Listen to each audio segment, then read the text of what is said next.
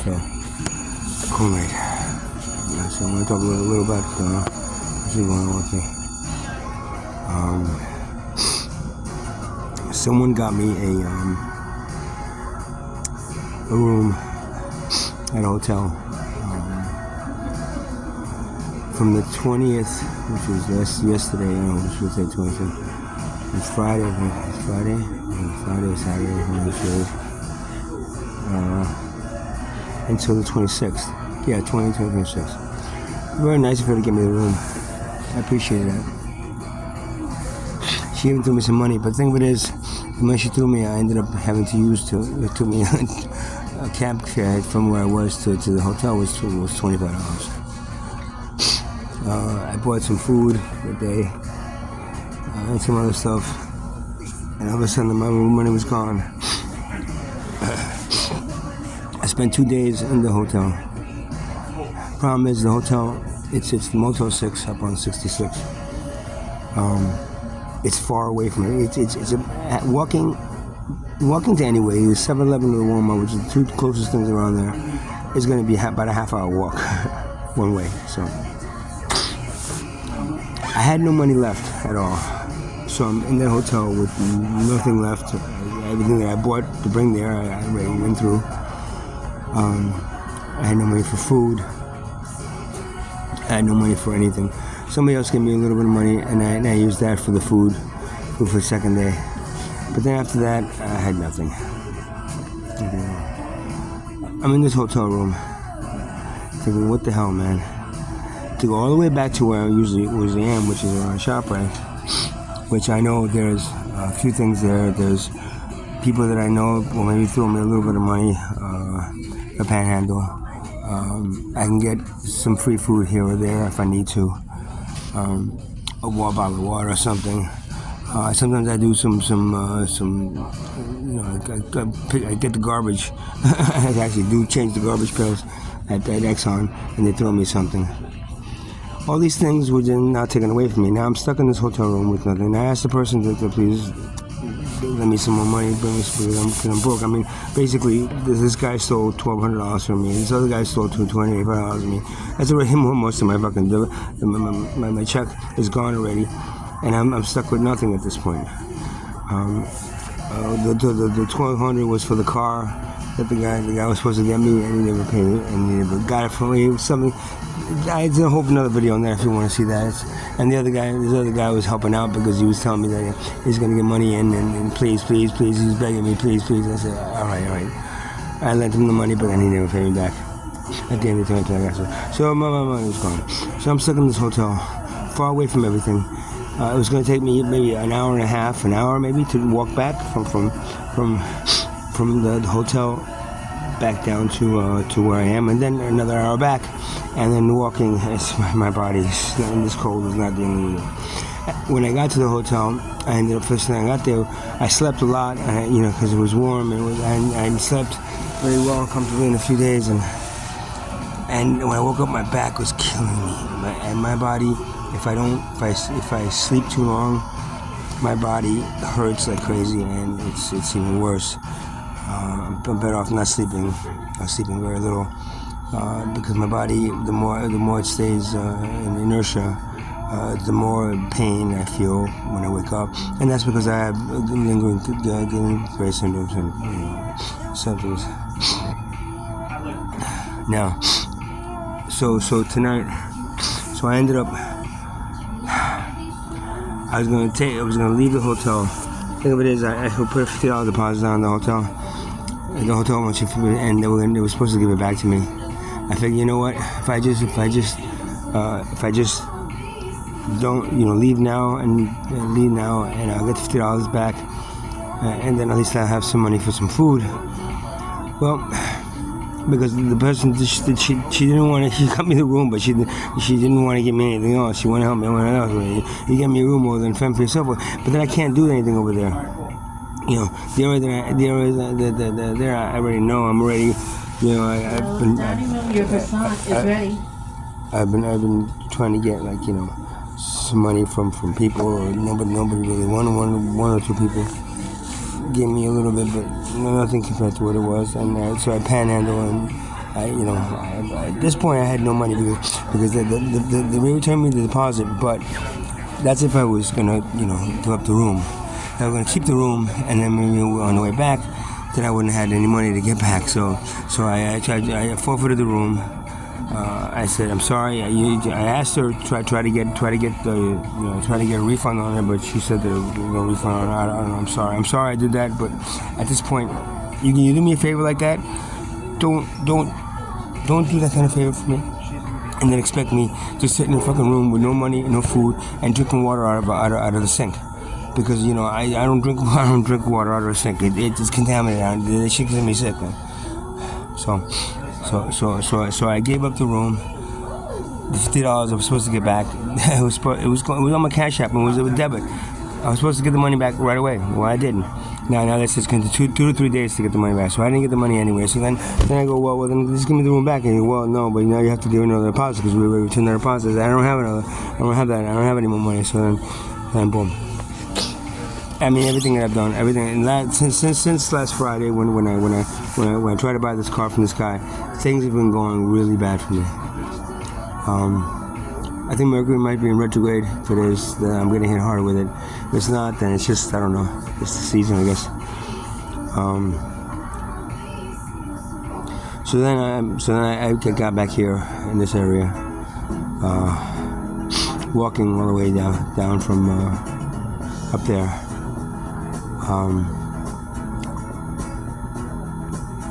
When I got back here, I had no money. When I got back here, first thing I did was just stand by the light in the ShopRite, and the third car that came in, they gave me $20. I was like, oh my god, thank you. So then I had some money for some food. So I got that, and I came in and I got some food. And of course, then it's just waiting out. It's freezing cold. I don't know what to do. I go back to the tent area where I was, and everything's just like there is. My drums are still there, the bigger drums. So I might have to, if they're still there by tomorrow, I might actually try to get them out of there and put them in the storage room. Somehow fit them in the storage. They're really hard to get them fit in there, but I'll see what I can do. So I'm freezing. So I said, then it's getting to 10, 11 o'clock. Everything's closing. I come to Quick Check over here. I get a coffee. This is where I am right now. I'm lucky that I have the Quick Check app, so it gives me a lot of stuff. I did buy a sandwich the other day with it, and it did add points. It add points, whatever. So I got a free coffee. But after my coffee was done and I put it away, I'm charging my phone. The guy goes, "Oh, you can't stay here. You can't stay here unless you buy something." Well, I had a coffee. I just had a coffee. Yeah, but you finish the coffee. When you finish the coffee, you have to leave. So, oh, okay. So at 11:30, so I get kicked out of Quick Check. That's 24 hours. They just open up here. So what do I do now? Well, I know Trinity Church has the feeding out there, has the warming center. So I started heading that way, but I said, you know what? Let me just try to be safe with it. And I got a sleeping bag, and I figured, worst comes to worst, I'll go on the beach and put sleeping bag. I get to the beach, and it's freaking freezing cold there, man. It's even colder because of the wind. So I said, I can't do that. So I double back and I go to Trinity Church. And that time it's about 12:30, 1 o'clock. Now they're open until 4 o'clock. They're letting people in. So now I go into I haven't been to the warming center yet. It's Trinity Church. I walk in and the people are really nice and stuff. Then I look over. It's just a big room, big auditorium kind of thing, full of these folding chairs. We're supposed to get one. Put it up. Find a spot, which was hard to find because everyone's spot was taken. There's a lot of people, man. There's a lot of people homeless, man. There's a lot of people fucking homeless right now that had to use that shit. And that's probably just a fraction of the people that are homeless. Most people don't like going to those places because I'll tell you why. Because I put the chair out. They have to sign something. I came with my bag in there. I think my bag back then. Then there's some food there. So there's the spaghetti meatballs that was horrendous, and then some really some soggy salad. So I had the spaghetti meatballs and ate that, which right now it's sitting in my stomach. Really not too good. I go back up front. I said, "Listen, I'm just gonna go outside real quick and smoke on this, puff on this vape a little bit." He goes, "No, you can't." I said, "What? No, the next cigarette break is at 3 o'clock in the morning." I said, "So I can't just go out there for a minute and come back." He goes, "No, you can't." So then I go back to where I have the chair. I gather my stuff and come back up and I say, "You know what? I'm just gonna go ahead and go. Thanks for your help and everything, but I'm 59 years old, and you know what? Even the warming centers end up being like a prison. Even the warming centers may force you to do these things. And they're trying to. Yeah, I know, but still, man, I'm 59 years old, and I don't want to be told I can't. Why can't you just let people out here and there to go smoke a cigarette? What's the point? What's the point of like providing a warming center and place to get homeless people out of the cold, and then you put all these fucking restrictions on them that they can't even to the bathroom. I couldn't go to the bathroom. At the bathroom, only one person at a time in the bathroom. Somebody has to walk you down there and wait outside the bathroom to make sure nobody else goes inside there. And he said, no, it's a drug. I said, nah, I just want to go to the bathroom. I got hit with all these freaking rules. They're like, what the fuck, man? It's bad enough that we're homeless and we're poor and we're fucking sitting out there in the fucking freezing cold. When you give us help, but that help has to be based on what these criteria that are just ridiculous. Now, last year when you used to call 211, they would give you a hotel, man. Now the hotels are wiped that way. No more hotels for people. Now all it is warming centers, which is a big fucking room full of people that are basically suicidal and disgusted with their lives and have to sit in there, in this auditorium, kids auditorium type shit, eating, giving for crappy food, and then on top of everything else is a set of rules. I don't know what to say, man. Anybody that thinks that there's actually help for the homeless, there's no help for the homeless. Anybody that actually believes that there's things out here that really care about us and try to help us, they don't give a shit about us, man. They really don't. They just don't want. They don't want us out there dying. Because if we end up out there dying, then there's going to be a problem. So let them make sure they don't die and get place. And I know what you think when you say, "Oh well, you should be grateful that somebody's helping you." Well, you see, that's the thing. Every little bit of help I get from people is always fucking restrictions and this and that and these things that really you might as well not even help me, man. And that's what most people do. Most people that I know just don't even help anymore. They don't answer my messages. They don't answer shit. And you know what? If that's how I acted when I was doing sound healing, I would have turned away so many fucking people that didn't have the money to come to my healing sessions. I would have not done that healing for people that couldn't afford it. Free healing for people that couldn't afford. I did a lot of shit for people for free or dirt cheap. Those drum circles I ran, they were free. The healing sessions they were basically, just enough money to fucking pay the fucking rent there. I wasn't making any more money. I wasn't making hardly anything doing that stuff. Because I wanted to provide healing for people for as cheap as possible. But you know what? That was a waste of time. It doesn't matter. People don't even look at that anymore and say, oh, maybe this guy, maybe he deserves a break once in a while. Once in a while, somebody throws me a bone, but you're like, I got to roll over and beg for it, man. So not worth it at all. Not worth it at all. So now that's where my life. Now I'm basically the cook again. It's about 3 o'clock in the morning. I try to figure out what to do at this point. I think I got one of those mummy. Somebody gave me one of those mummy sleeping bags. It's supposed to be good for 10 degrees. There's an old abandoned restaurant something with a P. Somewhere to P over here. There's an old abandoned restaurant. I'm just gonna go behind there, put the sleeping bag back there in the back of it, and then on the floor on the ground, and then just try to see if I can get a couple hours sleep until I can wake up, and then maybe go back to the storage unit. But then what I want to try to do is somebody gave me a tent, and this is all. When I say somebody, it's Steve, Minister Steve. He's been the only guy. He's been one of the guys that really helped me out a lot, man.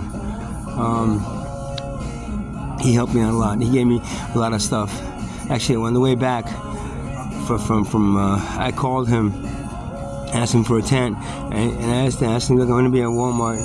So I walked all the way to Walmart, and he goes, yeah, he picked me up at Walmart, and he actually drove me all the way back over here, so the walk wasn't as bad as it could have been. If not, it would have been an hour.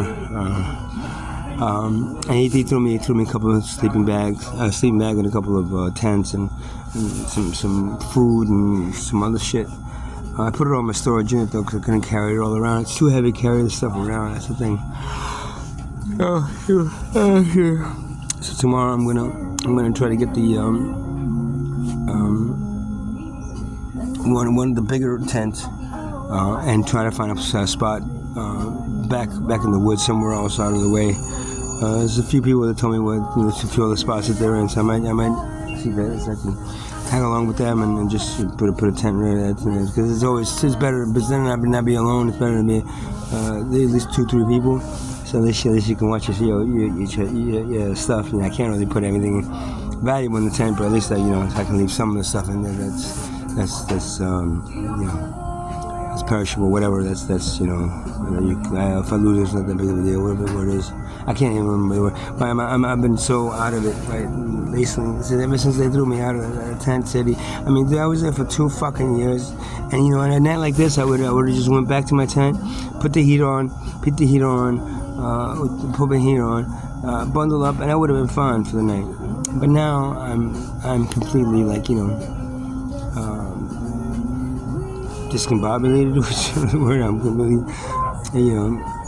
because Neptune Township decided to, not give a shit about fucking the people back there and just threw them all out. Not even thinking maybe it's not a good idea. We do this before Christmas, and maybe it's not fair to them. They don't give a shit about us. None of them give a shit about us. Housing.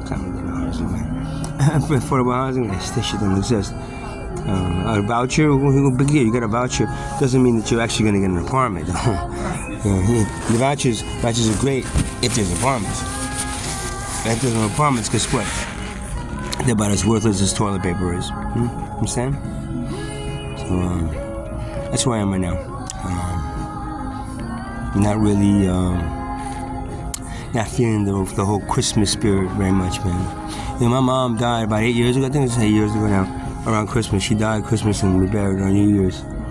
I remember that New Year's Eve. We buried her on New Year's Eve. That New Year's Eve, I did a sound healing. I used to do a sound healing every Christmas Eve. I know New Year's Eve. I do one. And that year was specifically hard for me because she passed away. And and Christmas has never been kind of the same for me since then. But now it's just it's kind of funny that if I end up dead, it's going to be because there's a frostbite out here. It's going to be around the same time she passed away. So maybe that's a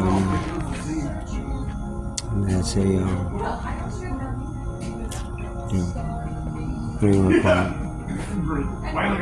So that's it. So you guys are nice and warm, cozy in your beds with the heat and the TV and all that.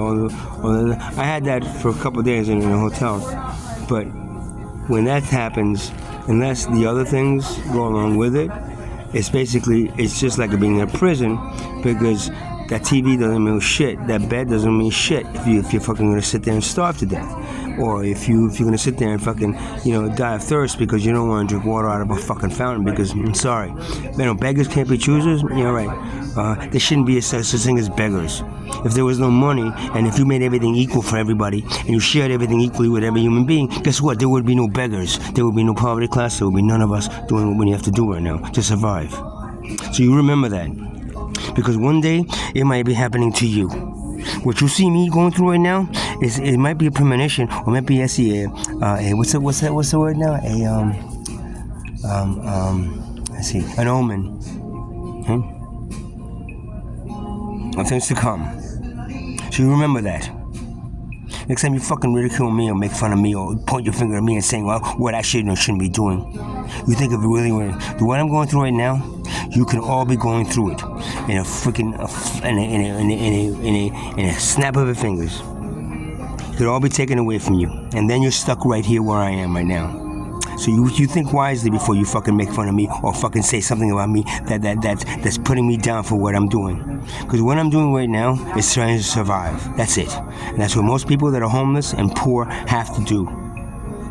Beggars can't be choosers? Yeah. Well, you know what? There should be no such thing as beggars, and then everybody can choose what they wanted to choose, as opposed to having to be given whatever you choose for them. Have a good night, Dan.